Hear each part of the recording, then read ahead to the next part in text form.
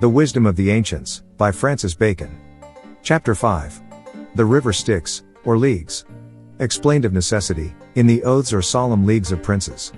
The only solemn oath, by which the gods irrevocably oblige themselves, is a well-known thing, and makes a part of many ancient fables. To this oath they did not invoke any celestial divinity, or divine attribute, but only called to witness the river Styx, which, with many meanders, surrounds the infernal court of Dis.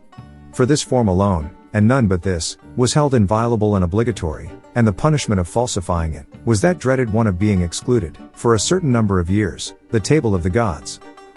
Explanation. This fable seems invented to show the nature of the compacts and confederacies of princes, which, though ever so solemnly and religiously sworn to, prove but little the more binding for it, so that oaths in this case seem used, rather for decorum, reputation, and ceremony, than for fidelity, security, and effectuating.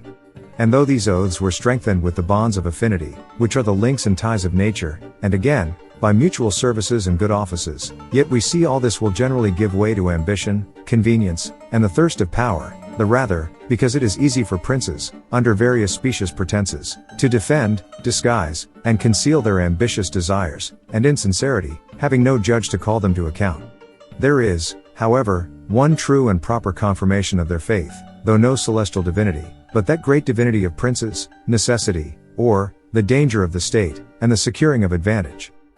This necessity is elegantly represented by Styx, the fatal river, that can never be crossed back. And this deity it was, which Iphicrates the Athenian invoked in making a league, and because he roundly and openly avows what most others studiously conceal, it may be proper to give his own words.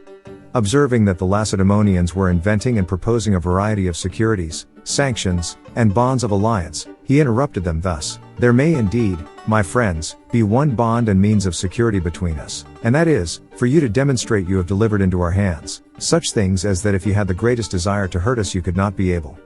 Therefore, if the power of offending be taken away, or if by a breach of compact there be danger of destruction or diminution to the state or tribute, then it is that covenants will be ratified, and confirmed, as it were by the Stygian oath, whilst there remains an impending danger of being prohibited and excluded the banquet of the gods, by which expression the ancients denoted the rights and prerogatives, the affluence and the felicities, of empire and dominion." The end.